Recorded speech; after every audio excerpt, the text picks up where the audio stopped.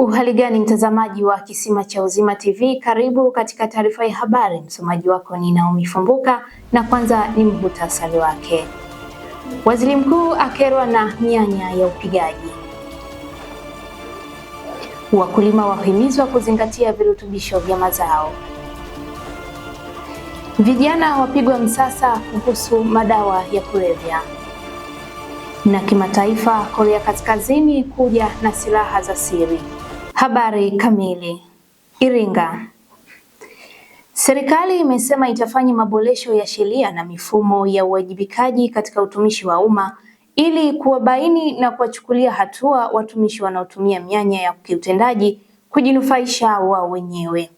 Amezungumza hayo katika mkutano wa hadhara wa kusikiliza na kutatua kero za wananchi mkoani Iringa na kusema kuwa serikali haijaridhishwa na namna baadhi ya taasisi za usimamizi wa maadili inavyotekeleza majukumu yake. Nchemba amesema hatua hiyo inalenga kurekebisha dosari zilizopo katika mifumo ya sasa ya uwajibikaji ambayo imekuwa ikiwalenga zaidi baadhi ya viongozi huku ikiacha maeneo mengine yenye hatari kubwa ya upotevu wa rasilimali za umma. Nataka kila mtu awajibike. Kila mtu atimize wajibu. Kila mtu atimize wajibu. Rasilimali za nchi yetu zitumike ipasavyo, ili kile ambacho Watanzania wamekusudiwa kukipata waweze kukipata. Nasisitiza kila mtu anayestahili haki yake apate haki yake, na nimesema jana pale, haki siyo hisani.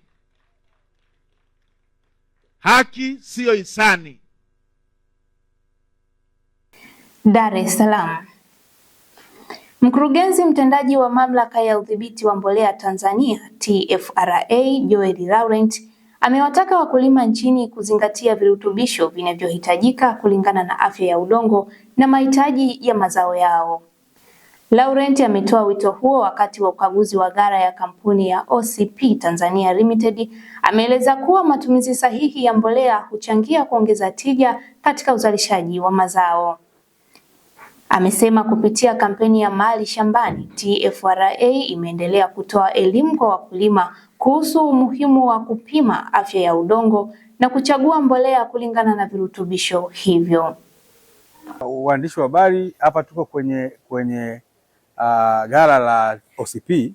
OCP ni kampuni ya uingizaji wa mbolea ambayo inaingiza kwa kiasi kikubwa mbolea za kupandia. Mbolea za kupandia hizi zinaagizwa kwa makundi matatu. Kuna mbolea za DAP, kuna mbolea za NPS zinc na mbolea za TSP. Mpaka sasa kwenye maghala yote, kwa taarifa tulizonazo TFRA, ni kwamba tumepokea mzigo wa tani 33,000.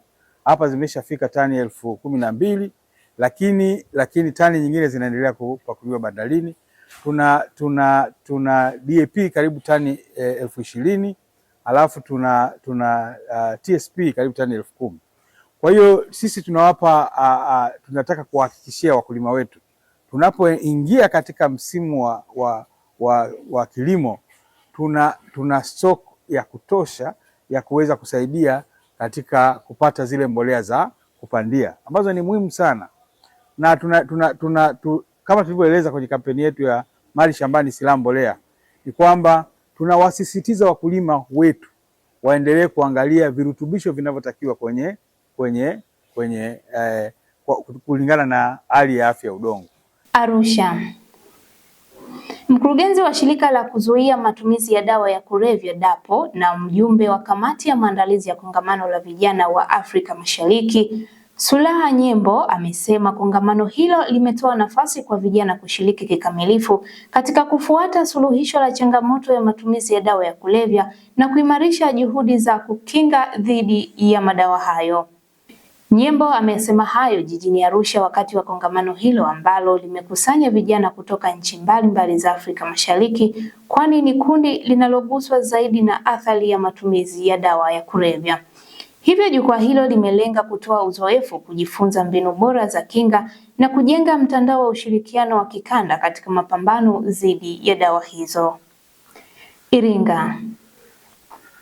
Mbunge wa jimbo la Kalenga mkoani Iringa, Jackson Kiswaga ameiomba serikali kutatua changamoto 4 zinazoikumba jimbo lake ili kuzipatia ufumbuzi wa haraka.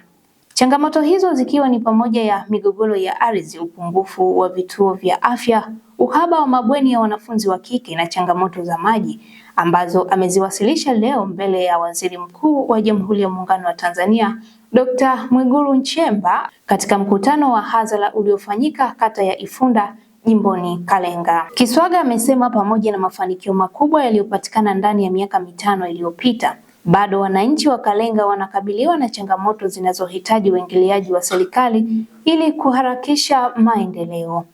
Habari za kimataifa. Korea Kaskazini imetangaza mpango wa kujenga manuali kubwa ya tani 10,000 na kuendeleza silaha za siri chini ya maji. Gazeti la Dong Sinmun limeripoti kuwa rais wa nchi hiyo Kim Jong Un amesimamia jaribio la kijeshi la majini ambapo ametoa maagizo ya kuharakisha matumizi ya manuali hiyo ya kivita ya Kangkon pamoja na meli nyingine ya tani 5,000 iitwayo Choe Hyun. Na huo ndio mwisho wa taarifa ya habari kutoka Kisima cha Uzima TV. Usikose kufuatilia vipindi vinavyofuata.